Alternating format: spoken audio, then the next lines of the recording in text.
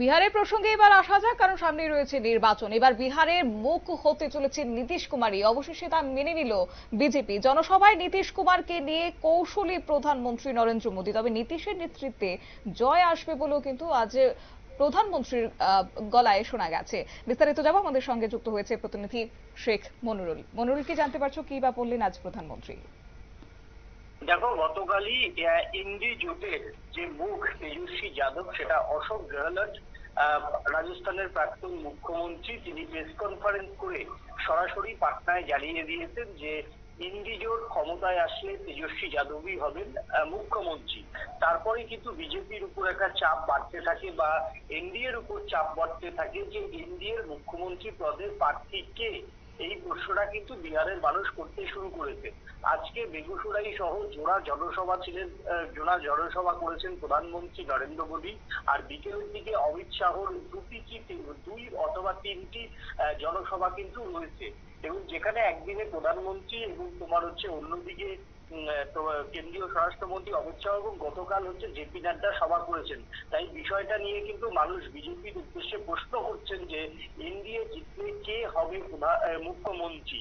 তাই সেই প্রশ্নের উত্তর কার্যত সুকৌশলে আজকে জনসভা দিলেন প্রধানমন্ত্রী নরেন্দ্র মোদী। তিনি যেটা জানিয়েছেন যে বিহারের মুখ্যমন্ত্রী নীতিশ কুমারের নেতৃত্বেই আসবে এনডিএর জয়। মানে এইটা প্রধানমন্ত্রী নরেন্দ্র মোদী বলেছেন। অর্থাৎ এনডিএর যে মুখ এখনো নীতিশ কুমার, সেটা কার্যত আজকে প্রধানমন্ত্রী নরেন্দ্র মোদী বিহারের বেগুসরাইতে জনসভাতে তিনি পরিষ্কার বার্তা দিয়ে দিলেন। এবং তার নেতৃত্বে যদি জয় আসে তাহলে তিনি যে স্বাভাবিক মুখ্যমন্ত্রী হবেন সে বিষয়েও কিন্তু আর কোনো সন্দেহ রইল না।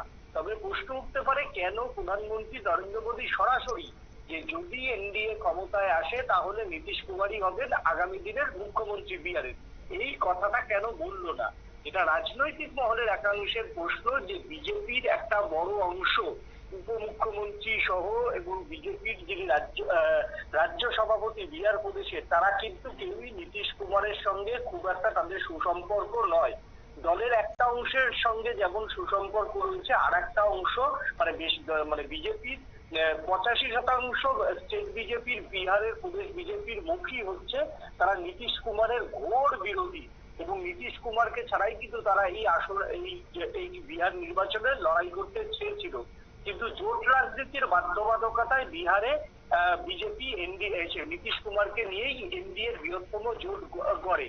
তাই যদি এই মুহূর্তে প্রধানমন্ত্রী নরেন্দ্র মোদী সরাসরি নীতিশ কুমারের নাম ঘোষণা করে দিতেন তাহলে প্রথম আপত্তি হতো তাদের দলের মধ্যে থেকেই। অন্যদিকে নীতিশ কুমার আর মুখ্যমন্ত্রী হোক এটা কিন্তু চাইছেন না চিরাগ পাসওয়ান। চিরাগ পাসওয়ানও চাইছে যে নতুন কেউ মুখ্যমন্ত্রী পদে আসুক, কারণ নীতিশ কুমারের সেই ফেস ভ্যালু আর বিহারে নেই। তাই যদি প্রধানমন্ত্রী নরেন্দ্র মোদী আজকে সরাসরি নীতিশ কুমারের নাম বলে দিতেন তাহলে একদিকে যেমন বিজেপির মধ্যে অসন্তোষ তৈরি হতো, তেমন এনডিএ সব থেকে যে বড় রাজনৈতিক দল বিহারে চিরাগ পাসওয়ানের কিন্তু অসন্তোষ হতো। এই দুই অসন্তোষ চাপা দিতে এবং মানুষের মধ্যে নীতিশ কুমারকে নিয়ে জট কাটাতে প্রধানমন্ত্রী কার্যত আজকে সুকৌশলী বার্তা দিলেন। এবং সঙ্গে যখন বিকেলবেলা অমিত শাহ ওর জনসভা রয়েছে, প্রায় 3টি জনসভা রয়েছে বলে এখনো শোনা যাচ্ছে, তবে প্রশাসনিক তরফে জানা যাচ্ছে 2টি। তো এই 2টি জনসভা থেকে অমিত শাহ প্রধানমন্ত্রীর এই বক্তব্যের পরে নীতিশ কুমারের ভবিষ্যৎ নিয়ে কিছু আনুষ্ঠানিকভাবে কিছু বলেন কিনা এখন সেটাই দেখার। ধন্যবাদ। তবে কি সত্যি নীতিশ কুমারের উপর ভরসা রাখলো এনডিএ? এই প্রশ্নের উত্তর স্পষ্টভাবে কিন্তু পাওয়া যায়নি। আজ প্রধানমন্ত্রীর গলাতে শোনা গেছে যে নীতিশ হচ্ছেন মুখ, কিন্তু সেই জায়গায় দাঁড়িয়ে নীতিশের নেতৃত্বে জয় আসতে পারে। কিন্তু আপাতত সেখানে এনডিএ যদি জয় পায় তাহলে নীতিশ কুমারকে মুখ্যমন্ত্রী পদে বসানো হবে কিনা সেই উত্তর কিন্তু অধরাই থেকে গেছে। আজ নিয়ে নিচ্ছি ছোট্ট একটি বিজ্ঞাপন বিরতি, সঙ্গে থাকুন।